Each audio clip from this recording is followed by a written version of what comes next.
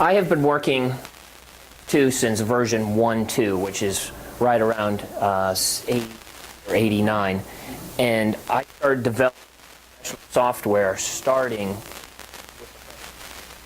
and moved on to about 2000. Now I have a real passion about designing GUI software for some time, and I've always wanted to other people interested in it, and the more years pass by, the fewer and fewer people I see doing actual now there's tools to do just about anything and everything you want to do, but there's not really anything towards applications. And I've developed several applications that I wanted to show today. My original of doing a GUI programming class is about that thick. It's about 300 to 400 pages, and I went through the whole manual. And that was going to take about 3 weeks to do. So, and with people sitting here, they just glaze over.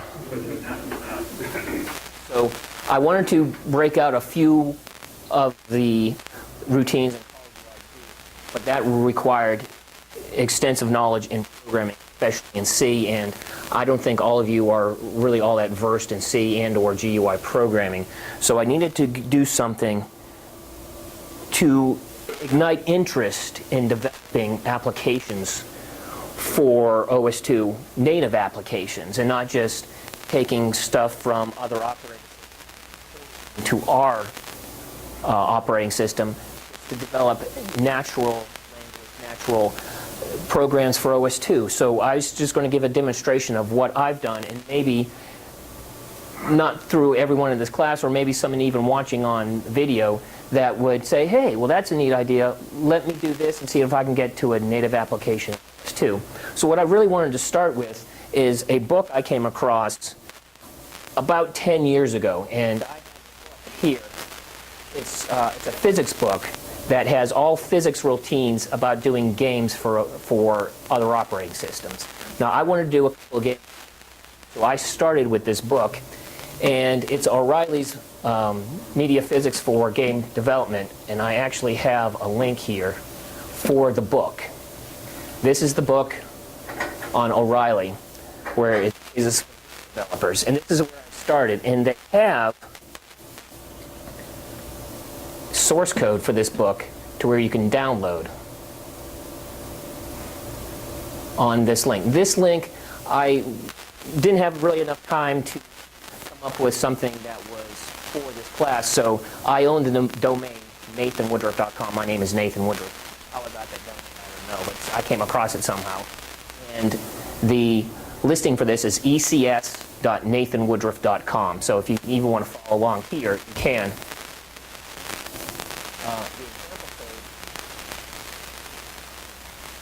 And here is the example code for the first couple of chapters until you get to DirectX, which we don't have. And I was actually thinking of trying to do some stubs for DirectX so we could actually do some stuff like this.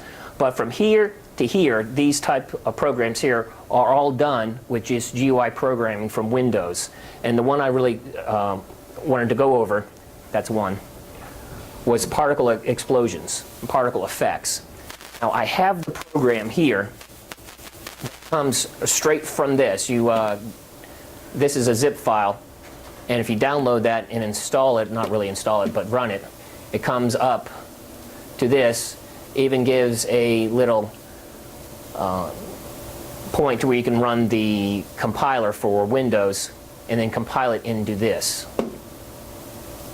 Now this is the example code here.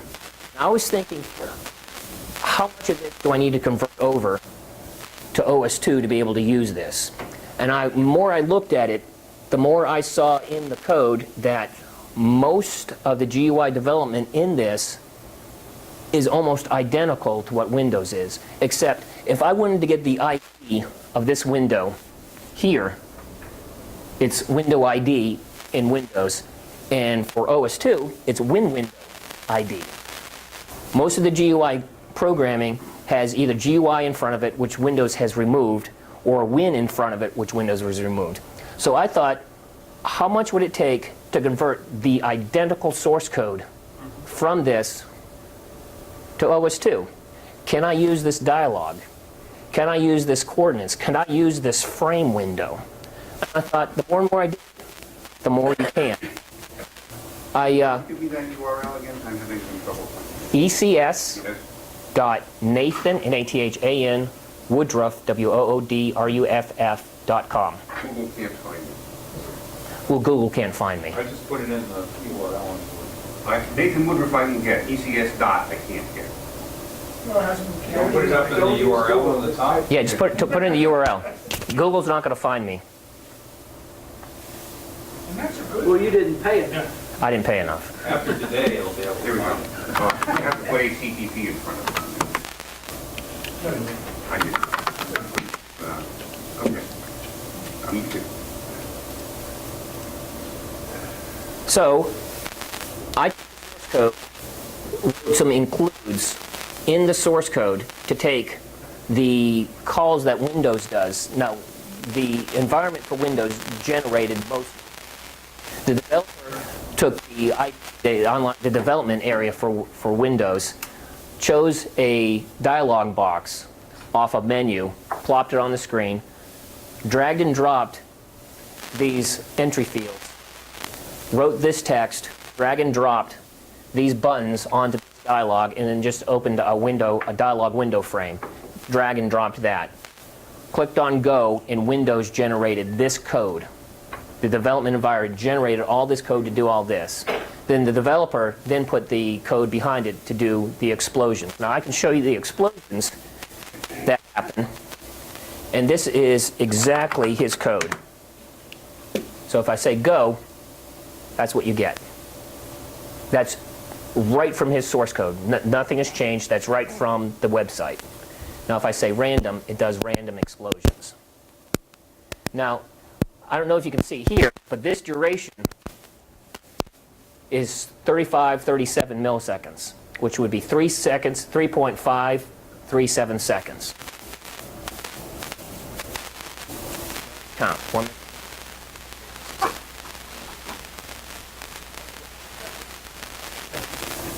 That's not even one Mississippi. What the developer did is he wrote a routine to loop through a counter saying how many milliseconds passed after about 10,000 loops, and then guesstimated how many milliseconds are in that 1 second. So depending upon your processor,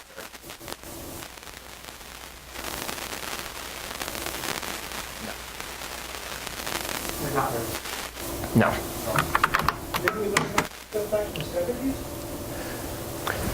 They should have known this back in the 70s, and the developer should have known that there is a millisecond clock available that you can access. It's available to us in OS2. But I wrote to add the win call and the GPI call if I came across this call to include or replace the call that's used for Windows to OS2. And I was amazed that it compiled. Well, if I came across one that didn't compile, I just said if it's this, add the win or the GPI. Whole thing compiled. Amazingly. Was it going to work? Run. No, it didn't work.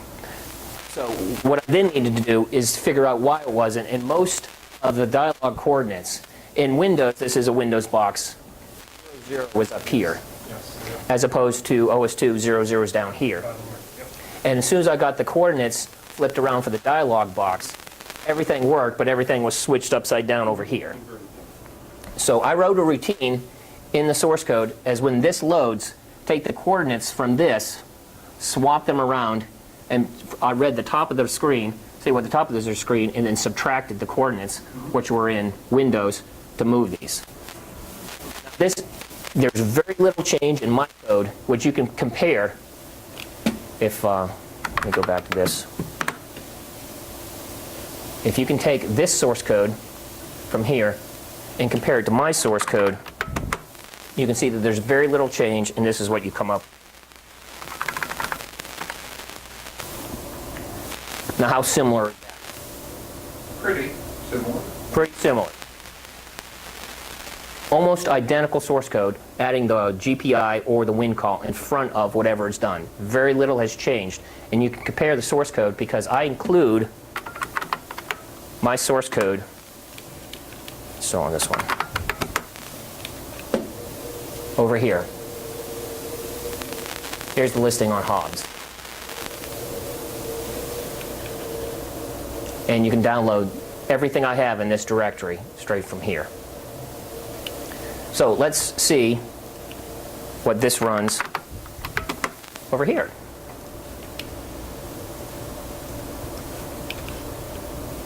Let me clear the screen again. Well, I can just say go. That's a screensaver. Basically a screensaver. There's very little change of what I've done. So if someone who wants to do GUI programming has a Windows background, they're able to go to the environment of Windows, generate whatever they need to generate, maybe 50 lines of code that will translate that code into something that we can use here. Now, were the coordinates in that GPI window there, are they? They're auto-translated because it would the quarter would show up over here instead of down here. They are flipped. Now, The left to right is fine, but the up and down? the up and down is wrong. If you notice, I also have color in mine. Let's get one that looks really cool.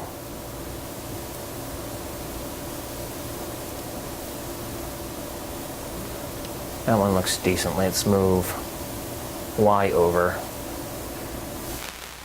Say, what do we get with 5? Now let's move X over.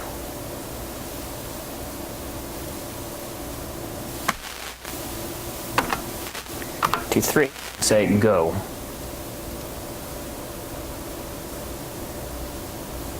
That does look fairly pretty. I do change the color, and if you can notice, the first quarter of a second, that color is white. I'm associating white with the flash of the explosion. White then turns into the color it wants to. I added that for effect. You can see that also in the code. That's very easily done.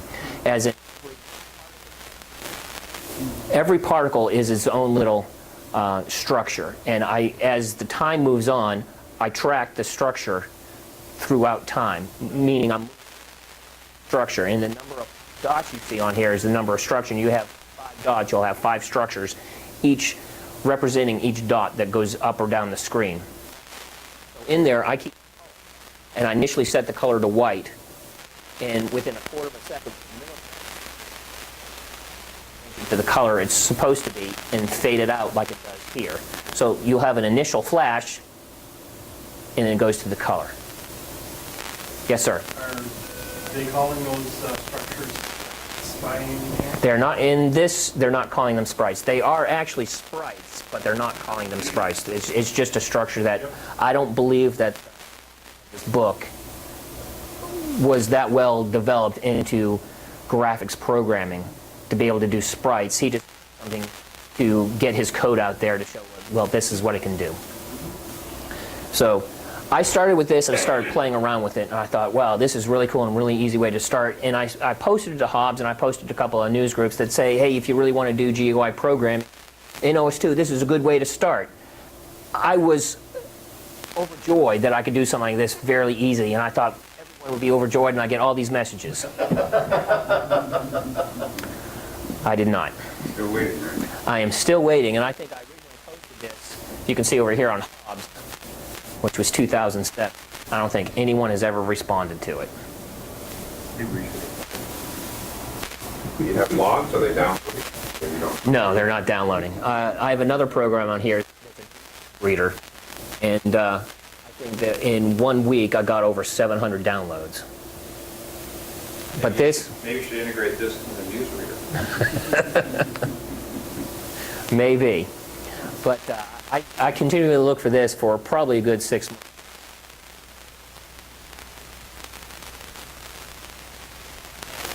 Well, maybe I can interest you now to download it and start developing programs. Maybe if you've done Windows before and wanted to get into OS2 GUI development, this is a start, a way to go.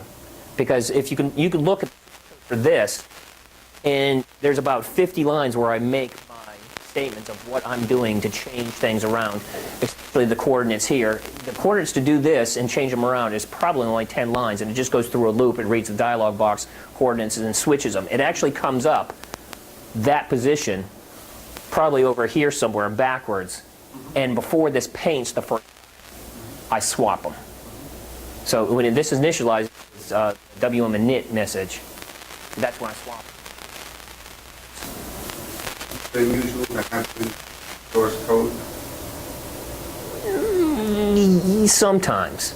There's a lot of open source stuff. Like this example, this author was promoting his book, so he needed some type of source code to put out there to give examples to people to use his routines,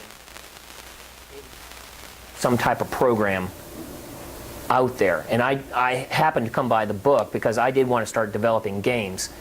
I do have a game called Stratego, which I probably could show. It's just a bunch of graphic pieces. It's a war game.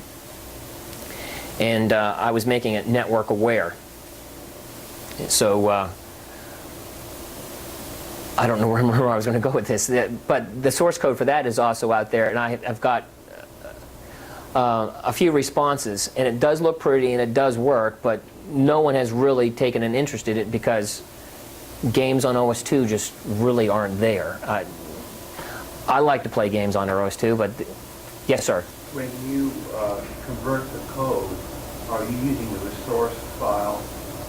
I'm using the Windows resource file here. That's what I thought. I'm using the identical Windows resource file. It's not C code you're using resource code directly. I'm also using the C code. Yeah, but the graphics you're setting up through The resource dialog is compiling that dialog Windows in OS2, and it creates it backward or upside down.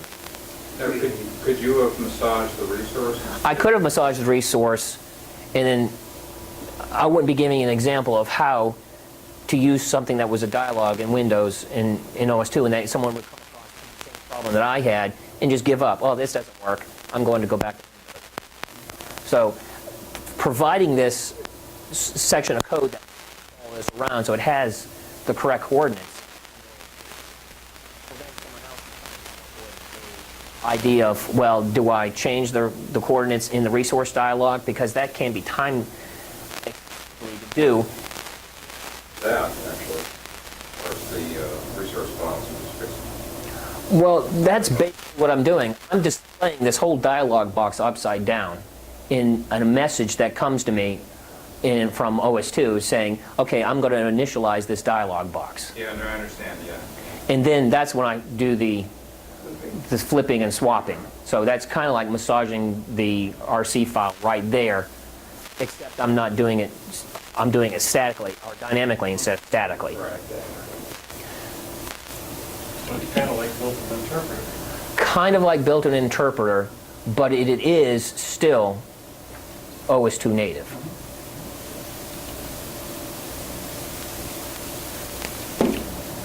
Now, what happened to the min-max buttons and all that stuff? Dialog didn't work. It's, I didn't see them, are they? there's no min-max because, There's a, what is there, so that the closed thing is out there? yeah, it's a close. It's the same thing as on here.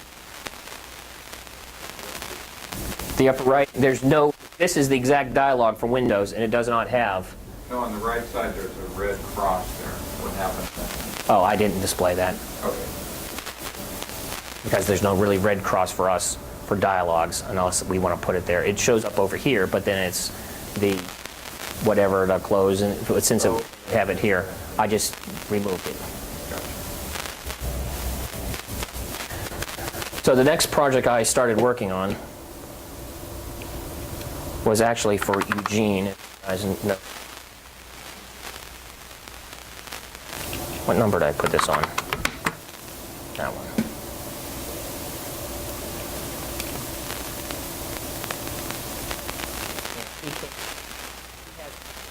Go back over to here and show this picture.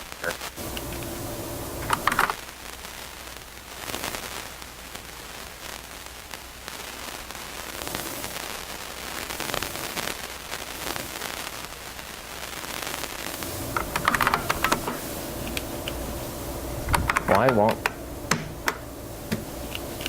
that switch?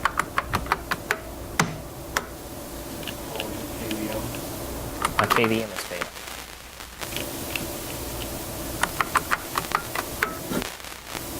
I wanted to do this with one. Something is not letting this release. Is there,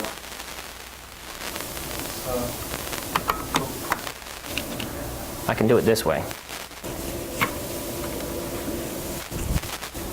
That should change it. No, change it. the PS2 problem on the... That changed it. There we go.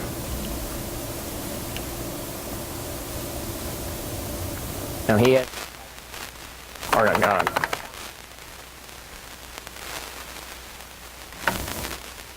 no, that,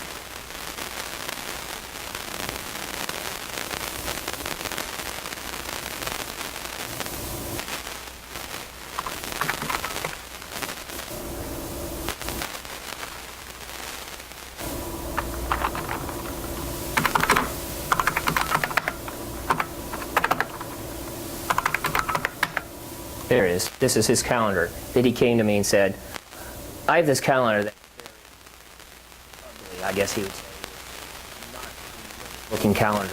And he wanted to know if there was some way to update this. And what Eugene has done, he's taken a dialog box 3 different times. He created a window, created a dialog box, and dialog box. And then just was displaying these as text fields in his dialog box. It looks very 90 for OS2 and wanted it to be up. So I came back and said, well, I went and looked at calendars. Was this going to change back? This will change back.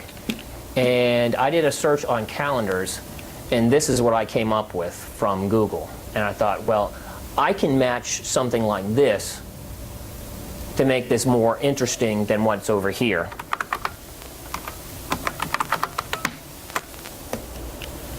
That did not change. I'm back to doing it this way. So I decided that I'm a good GUI programmer. I decided to come up with this, which mimics one of these that I found. Although this is for 2011, it just picked a random date. I draw this window. I start with this background, this blue background of the window. Then I draw each individual line, lines going across, and I space out a line going down. I add the text, which is GUI programming. A couple of simple calls to make these. Then I fill in each individual with a gray line and then the rest with white. And it looks kind of similar, kind of more up to date. Sent that to him. He said, no, that's not what I want. But I liked it enough to keep it. I have a version that I somewhat use that I can I have running on my other computer. This is development that I only use for development, and I keep everything all backed up and never touch. And it was kind of nervous for me to take it out from my office and bring it here, because what happens to it if something fails? We found out yesterday that my alarm server that's been running since 1995, well, this hard drive that I have in it since probably 2004 died last night. Oh.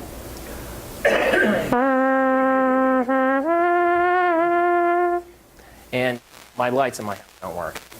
So all the exterior lights and some of the interior lights. But we hopefully have a solution for that where it can go to it. But on my other machine, I actually do run something like this that I've updated from this. But this is one he was interested in. So I said, okay, I'll come up with another version. And that's what he was interested in. Something that was look date. You don't like the color? What I went to is I found this color. I'll go to another window over here. This is the only connection I had. This box is the only connection I have to the internet.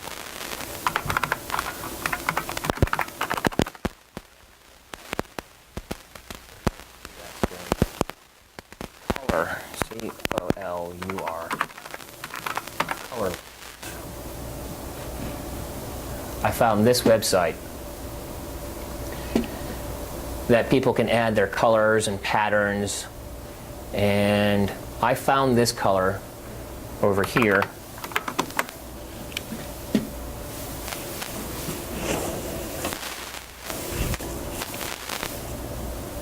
As Girl Time. Now if you want to change color, there's other colors. Giant goldfish, which you'd think would be orange, right? It is kind of orange. Changes color very easy. All I'm doing here is I draw these in each individual windows. Each window is then replicated within the handle of the entire window. So when I draw one of them, all I got to do is replicate the other one and send it the text information that I want. This is October 2013, November 2013. So this is actually current, and today's date is the 5th. So he liked this more, and this sizes to his whatever size he wants to size it to. I like that better. Adrift in Dreams, which is another color from over here. Or Cookie. I liked Cookie. Octoberish. I have routines that you can't really see on notice on this monitor, but these numbers looks like they're depressed into these blocks here. These blocks of yellow or orange are raised, and these blocks of white actually look like they're depressed. I do that by drawing a slightly darker line on the outside of this window and a slightly lighter line on the inside of this window, depending upon the color of this original. Someone here was talking about hex numbers yesterday, and all these colors are stored in a hex number. So if I increase each hex number for the red, green, and blue, I think it was you were talking about. We talked a little bit that you could select a color by the hex number in that video. And these hex numbers, all I do is I add 10, maybe 12 to this number to get it lighter for each red, green, and blue, or then subtract 10 or 12, depending upon what it is, to get it a little darker. And that gives the appearance of either raised or lowered, like this is raised and this gives the appearance of this is lowered. The same thing with text. Now, this is the standard font for OS2, so how do you get it to be raised or lowered? Well, actually what I do is each one of these letters I write 6 times. I start slightly offset to the right with the highlight if I'm going to have it raised. Write it one more to one over, come back and one down.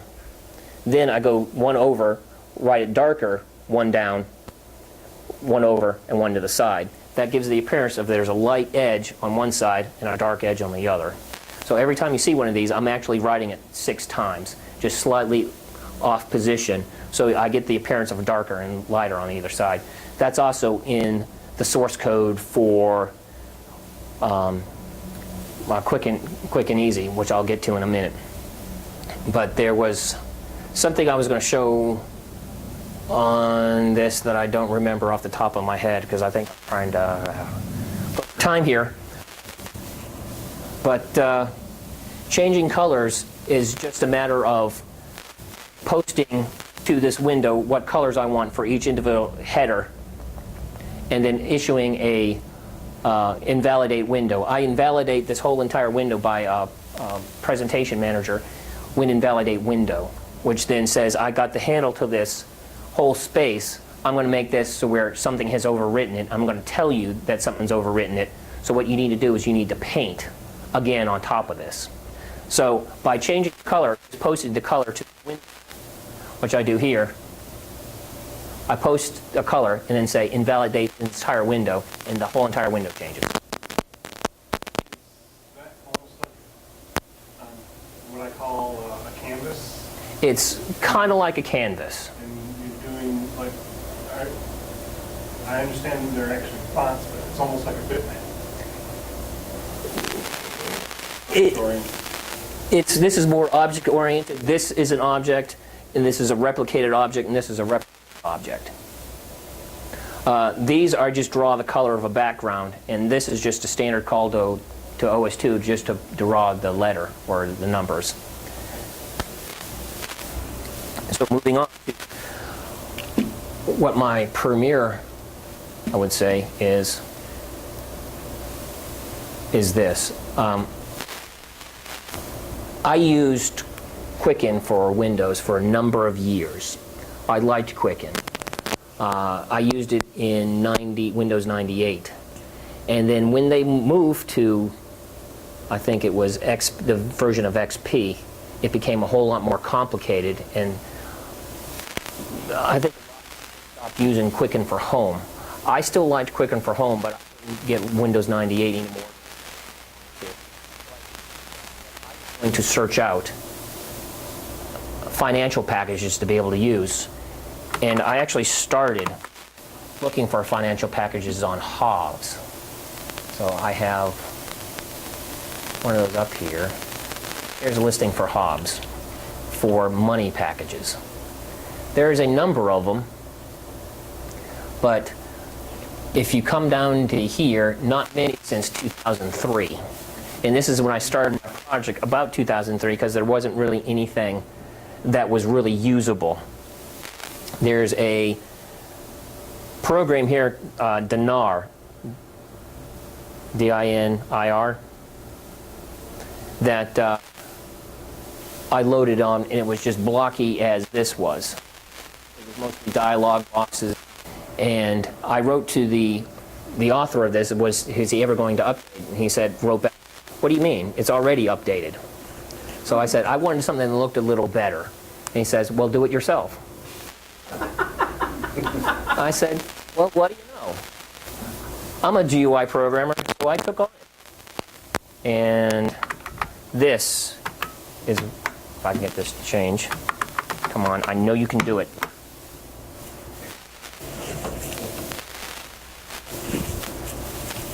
This is what I came up with instead.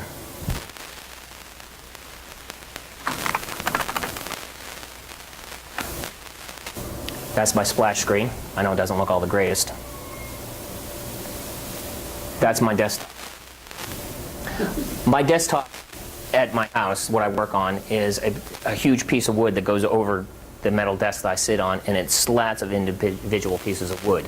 So I decided I wanted my desktop to look like individual pieces of wood. Now, anyone who runs this, these are randomly generated, so anyone that sees this on their computer will be different from mine, and it looks different from every other computer. The problem is the initial seed for our operating system is the same random number every time, and I think I figure out why. The least secure method of securing data requires a known random number to begin with. Think on that one. If this was truly random, this would come up random every time, but it doesn't.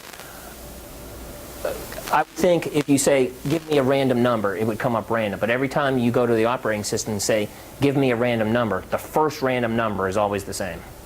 That's because we have a seed, a thing called a seed in the random number, and it never changes. Even if you try a seed, you'll still come up with the same random number for that seed to begin with.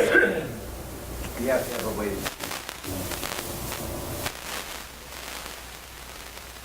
to pick out. But every time you pick out that random number, that number will change. The first random number will always be the same. For people that know in cryptography, if you have a known random number and a known random string, you can always decode what you're trying to think on that one. I won't say anything more. But getting back to this, so I wanted to do something that was. Now this is the file. I have a run off DB2, and DB2 is fairly quick. It's a lot quicker than a flat file. I have 10,000 records just as a example to play with.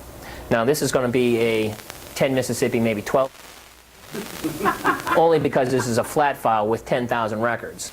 Now I'm loading the entire 10,000 records into this this program, so I don't have to load it anymore. From this point on, it will run fairly quick. 7 Mississippi. 10 Mississippi. No progress bar. Well, the one that I use personally is DB2, and it comes up and it's a snap, even though there's 50,000 records right now. Now, is what I show. These are my accounts. These are fake accounts that I just generated a QIF file and then imported with random data, random numbers. It looks a whole lot better than this blocky thing that was Denari. I draw this window and then draw a frame around it so it looks kind of shadowed. Now, I didn't show that. I guess I could show it by, if I go into another account here. Let me get one that has a number. Let me go to one that has 9. Window disappears. Bye-bye. Oh, I did mess up my my font here. Let me go back to my other font that I had, which was, what did I have? Warp Sands, and I think it was 9. Say okay. Let me go to a smaller font. 8. Nope, too small. No, that's Arial anyway.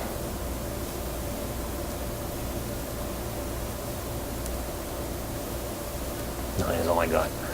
Well, that's good enough. David over here was asking about being able to have a list box that has 2 lines. And each list box item here has 2 lines, and it is scrollable. Now, if I shorten this down, I can get it scrollable to where the 2 lines will scroll with each other, and an alternating line is green. I draw this list box all by myself. This isn't something that OS2 does for me. There's list boxes that are available to be able to be used in OS2, but I needed a line that was different, a different color from the top line.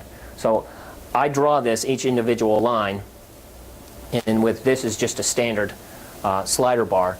I know how many items are in this because I load it. I tell this I have 9 items, but only 5 are being shown. This rectangle that I draw, and then I'm able to post my window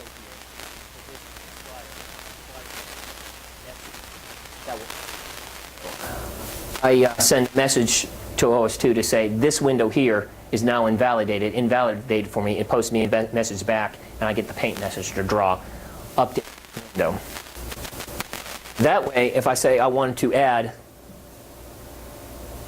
some space to one window, I can click on this line, if I can get it almost right on,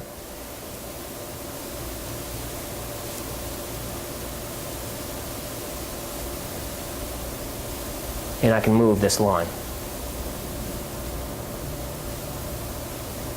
It's hard to see that line, even though I'm standing really close. I can move it to there, or I can move it that far. But all I'm doing is drawing a line on this when I have the mouse button down. I get the message that this mouse button is down on that line. When I press the mouse button, it gave me a coordinate in my window saying this is where this mouse button is. I did a search on this window to say is there any line close to it, and if it's close to it, pick that line, remove that line, and then draw another line which is dashed. And every time I move it, it just deletes the line and repaints the line. So I can move it, and then when I let the button up, it just repaints the window with those coordinates. Now, if I delete this, I close this window, I'll get the other main window. It'll be another 10 Mississippi because it's reloading any changes that I've done from here. It's writing this out and reloading it. Is this the way you've got it set up so far? Does it recognize the categories and stuff that are in? That's a good question. I'll get to that. Okay. About 4 Mississippis now. 3 Mississippi. 2 Mississippi. Now watch this. There's a routine in the programming language that I can query each individual point on the outside of this window. And what I do is I read each individual point, the hex code number for red, green, and blue, and start at 0 and slowly decreasing it till I get to the edge. So that way it's darker on the edge and lighter at the bottom, which gives me a nice shadow. Now say you wanted to have the categories that are in Quicken. Lists, I think that's is. Categories and transfers. Let's click on that. Get a new list of categories and transfers. Here's our categories that would be if we imported something from Quicken. I have them in mine, but since this was test data, they imported. Now, here is the income, and there's the expenses. Now, if I wanted to edit one of these, click on this and let's say, let's edit. And we can edit this category at will. Cool. Or we can delete one. I think I have a budget. Yep, here's a budget I can add for this category. I add valid years. Okay. Cool. Exit out of this and comes back to my main window. This is the type of programming or type of programs I think we should have in OS2. This is what excites me. This is what I live for. I have a Yahoo account or Yahoo group page for this, which What do you is think about Yahoo's groups? while on camera I prefer not to say anything. Here is my Yahoo group page. And I have, let's see how many members are in this. I don't think you can see here, but I think it's 96 is what that says. I have 96 members that I started this in 2005. Got a lot of interest, somewhat interest, and it's been falling off. Though I have updated it through the years, there are still people using it. I'd say maybe 5 or 6 people right now are still using my program because they prefer this to anything else that's out there for OS2 for financial reasons. It's a very powerful program, and it even interfaces with my bank, which is now Wells Fargo. It used to be Wachovia, which was a big bank, but it still interfaces with Wells Fargo. No. Okay, the old way. Now, mine has a little over 50,000 records in it. And this, I will show you just to, this is the DB2 version, which 50,000 records will show up. Okay, accounts will show up this fast. That's a little over 50,000 records. And this is all my personal information, which So you can configure it to run either a DB2 or a flat file. you can configure to run off, have it supporting post-GRE, DB2, SQLite, and a flat file. Now, I've separated out the code for the databases, post-GRE, DB2, the flat file. So the code that you see, the program that you see is identical in each version. I just swap out the DLLs. I write out a DLL to each database to control each database, and then link that in at the time and create several different executables. This is the one that I use for DB2. This is the one I use for post-GRE. This is the one I use for SQLite, which is a short name. And this is the database. So, how am I doing on time? It's 5 after, but I don't know when you started. Started like 20 minutes late. Okay. Well, I can wrap up here unless there's really a lot of questions. But yes, I've tried to support the most major databases for OS2. MySQL is also supported for OS2, but very limited. MySQL is now in version 5, and I think MySQL for OS2 is using version 3, which is very back-leveled from, I think, 99 or 2000. I've been hoping for an update to MySQL for OS2 for some time, but I haven't seen or heard of anything. There may be, I just haven't had time to work on it, to do one for MySQL too, just to say that I do have one. MySQL GRE does use SQL, DB2, so it shouldn't be too hard to do a version. Keep that up. He keeps GRE up to date. But not SQLite. Oh, he also keeps, but not MySQL. Really? I think yours got a newer MySQL. He does? I I think so. Because last time I looked was about a year ago. 5.1 on my system. MySQL? Yeah. Maybe I should look again. 'Cause This is dated October. 2010. Well, yeah, that's about when I had my kid, and that's when things started going downhill fast. But that's when my free time started to disappear. Yes. Can you convert between the various storage methods? Like if you use a flash site, you want to go to a database?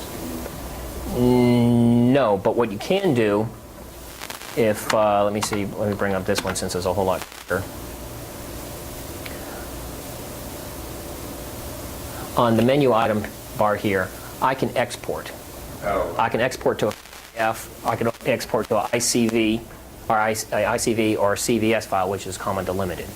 Then I can take that and I can import those formats here with a new type of database. You just have to switch the program. So you can export from one and then import into another. But bringing up the one for DB2 is not going to be able to read the flat file. So you took this other guy's program and you made it look more like you'd like it to look? Is that what happened here? Correct. And actually, there's a message, I think, on Hobbs somewhere that I posted that my program was the best looking one of the financial programs. His Denari program is a demo program, and I think it's for sale for like $49 or something. He wrote me a message on Hobbs saying that I needed to take mine down because it was hindering his business. I said, if it's hindering your business, why don't you make yours better than mine? Well, I don't want to take the time. There you go. It's on Hobbs somewhere. If you want to look for it, it's there. He's saying that I should take mine down because it's better than his, or it's losing him business. My presentation today is hopefully that someone here or even out there in video land will become excited because we don't have that many people that are application programmers anymore. I've been application programmer for OS2 all my life. I started application programming with OS2 a long time ago, and I still have the excitement about developing new programs for OS2, and I don't think anyone else there does. And if we don't have people that coming in to develop application programs, we're going to lose out on application programs. Yes, sir? What was your first language for OS2 program? C, and it's always been C. No, actually I think it was Microsoft C, 2.0 or something like that. I started with 1.0 Turbo C. I on 1.0 of, that was for DOS. That was my very first program. I've been a software developer since 1983. I had the fortune of starting almost right out of high school. I went from graduating high school to 4 months later a professional job programming. But I've been doing development in BASIC well before that. And I just had a passion for developing software for some reason. I guess it's the nerd in me or something. But Is this all written using native PM stuff? This is all written using PM and IBM C++. And the source code for all of this is available on that link. The source code for this is available right here. You click on this, you're going to you click on that, there's a zip file for the source code. And do you give this program away, or it's shared? Yeah, Or? I give it away. I mean, you join this group, you're going to get a copy of the executable in your email as soon as you join. What's the group called? Q&E. You have a new member. I do. Okay, 2 new members. Okay, you should have an email from Yahoo Groups with this executable in there. All kidding aside, what are you, like I went to my group for my electric car, and I can't even get in it. You can't? No. That comes up nice and easy. Maybe the battery's dead. Problem with the Neo interface, Do I have any problem with what? the Neo interface, or No, I have not had a no problem. one's got a problem with that, because who uses it? Yeah, who uses it? But I don't see anything that's changed in my group. I noticed there was changes in the ECS group, but this group really doesn't have any changes to it. I don't know why they didn't change my page. It's coming, It is? it's coming. Yeah, they took all my stuff has disappeared. I get some generic, like doctor's office music version in, video land. But if you notice, this is the old page, and this is current Yahoo group All right. with, I think, messages. And I'm not signed in. Yeah. What is it, I don't know QANDE? how easy it is to QNE, Oh, for quick, in, easy. But I wanted something to say quick in. So if it's quick, QN, for it's quick in, easy. You just leave off the easy and it's quick in. Here it is. So I didn't want to infringe on quick in. Quick in, They easy. posted you a message too? No, they didn't. But I don't have the user base of what Quicken does. They knew there was an OS2 version of something that was Quicken compatible. OS2, forget it.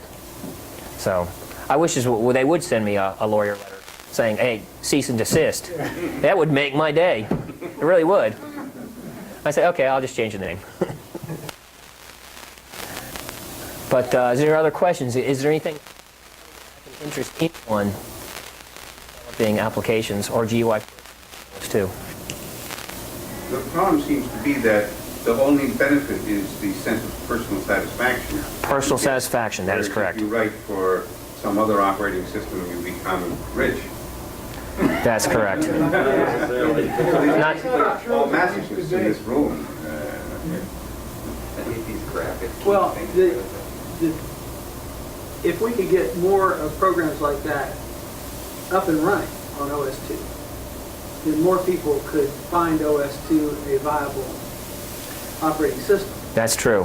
And so, while today it's masochistic, if we had enough people doing it, we'd bring this thing back.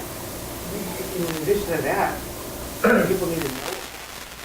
Well, I've been rah about OS the last 5 How years. about your program? That's the first I heard about it. It is. Well, I've been rah-rahing. I guess I've been rah-rahing in the wrong places.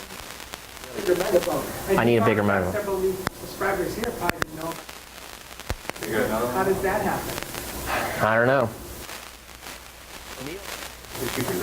Neil was the first one to sign up. Matter of fact, if I sign in to Yahoo, I can tell you exactly who the first one other than me You was. did a nice article about this in the Voice newsletter.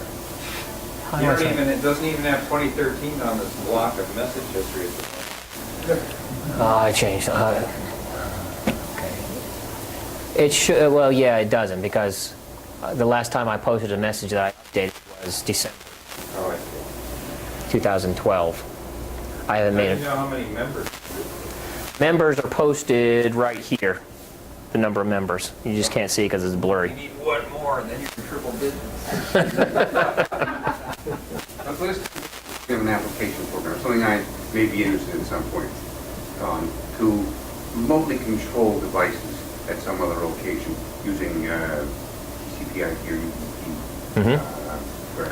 That's what I specialize in. Yeah, so is that a difficult thing to do, or that's simple? It's simple, but simple is relative. I have an alarm system, which I'll come to this example, that's been running all the things in my house since 1990. I don't have any lights in my house right now. So I have an ISA card from Octo 22 that's an interface card for digital I/O, which controls the lights. I have this old system, a 486, but that's the only thing I can get with an ISA slot for this card.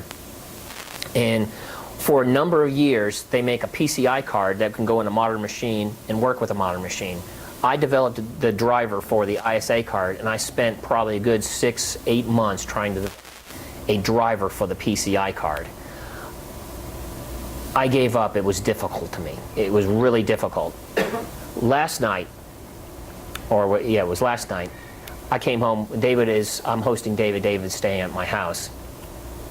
And the lights for the evening didn't come on. I have a photocell in the back of my house that can tell when the sun sets. The sun sets in the back of my house, right over the back of my house. So when the sun actually sets, the photocell will pick up that it sets and starts turning on the lights, interior and exterior of my house. We got home last night and lights didn't start turning on. And the house was dark. And I was down in my basement with the lights on, and David comes down into the basement and says, Nathan, there's no lights in the house. So I said, well, they worked last night. And he does verify that they worked last night, so we went to my alarm system, and the hard drive that I have in the system has died. Now, it's a 486. It won't boot off anything that's greater than a 2 gigabyte hard drive, and the maximum hard drive size you can have in it is 32 gigabytes, or it doesn't recognize, the motherboard will not recognize the hard drive. So that means I'm limited to 20 gigabyte hard drives or less. I don't have another 20 gigabyte hard drive. Yes, sir. I've got older equipment ready to go. Well, I'm getting to this story. So David says, to me, well, what you need to get this back going again? I say, I have this PCI card that would be a great replacement. I can put it in a modern machine with ECS and get it up and running. But I've spent 6-8 months on trying to develop a driver for this card, and it is beyond me of what I need to do. I've been a programmer all my life, and I just haven't been able to grasp device drivers. I mean, I've written simple device drivers, but a PCI device driver that can control 48 I/O points was just beyond me. I pulled my hair out and finally gave up. David said to me, you know, that's what I do all the time. I bet I can have this by the end of the day. Yeah, yeah, yeah.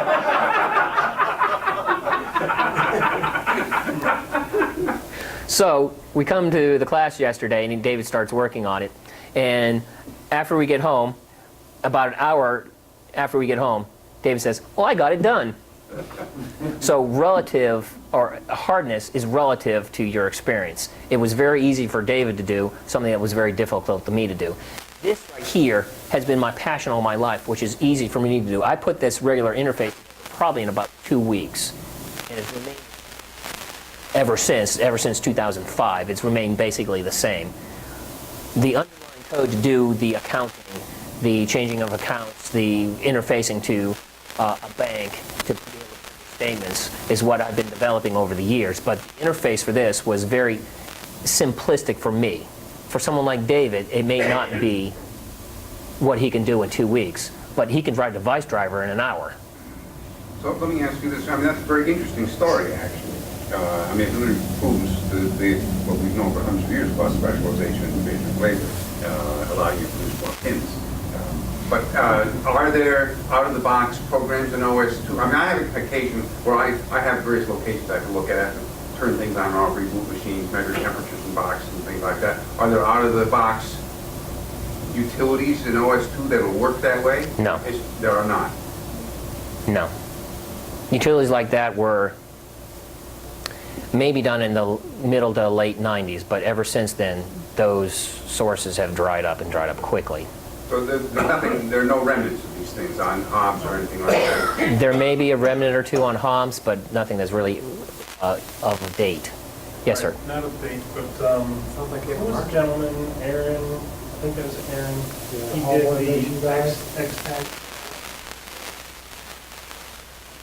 This is what you're talking about with the digital I/O. I direct hardwire, but I tried X10 to begin with, but I came to the quick realization that there's a controller for X10 that you plug these controllers into power outlets, and then you have a main controller that controls all these other controllers through your house wire. Yep. And I came to believe that if I was going to do something that was an alarm system through X10, someone who also had this controller could come up to an outside light in your house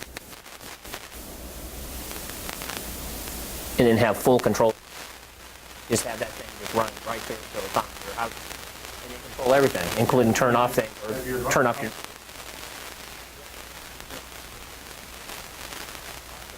Your neighbor may have, if you're on the same transformer, might different houses. So every other house in my neighborhood that's on that transformer can also see my 10. So that's why I went with something that was actually hardwired. I have this digital I/O to every light switch in my house. So when you turn a light switch on, it doesn't really turn the light on. It turns an input onto the computer. The computer sees, hey, this guy turned a light switch on. Let me turn on the corresponding light.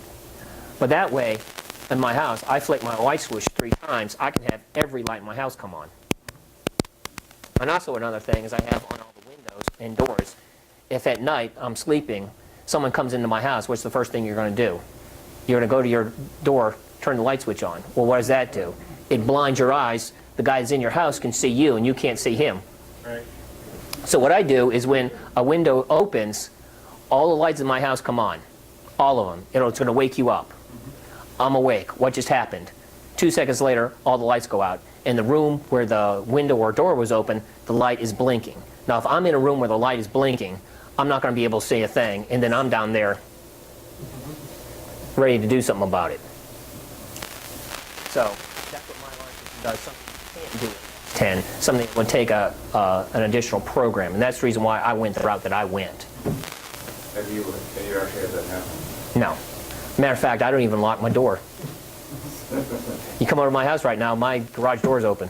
Pull it up, motorcycle's there, car's there, drive on out. But if the lights are blinking, you want to leave fast. Yeah, but the lights are blinking, you want to leave fast. So when you talk to the bank, how do you know how you can or Because I worked for the Federal Reserve Bank. I know how the transfer protocols work, but there's a standard interface for every bank. I forget exactly what the standard interface is, to where you can download a CSV of your statement. Yeah. Most all banks have that. I just interface with Wells Fargo to download. how would you find that out? You bank and say, can you give me that, or? Well, you need to call their technical support line. They may be able to point you correctly.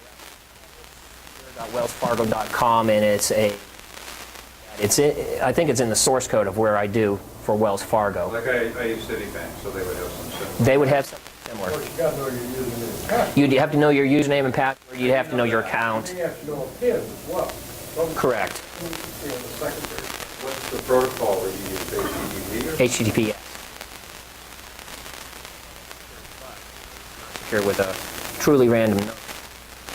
What it is there's a 16-bit random number that's going to decrypt your line. But I'm not saying who, what three-letter government name has another key that if you combine the... I'm about my old account that I used to serve. If you have a 16-bit code and another 16-bit code, you combine those two, you can find the original password and then decrypt your line.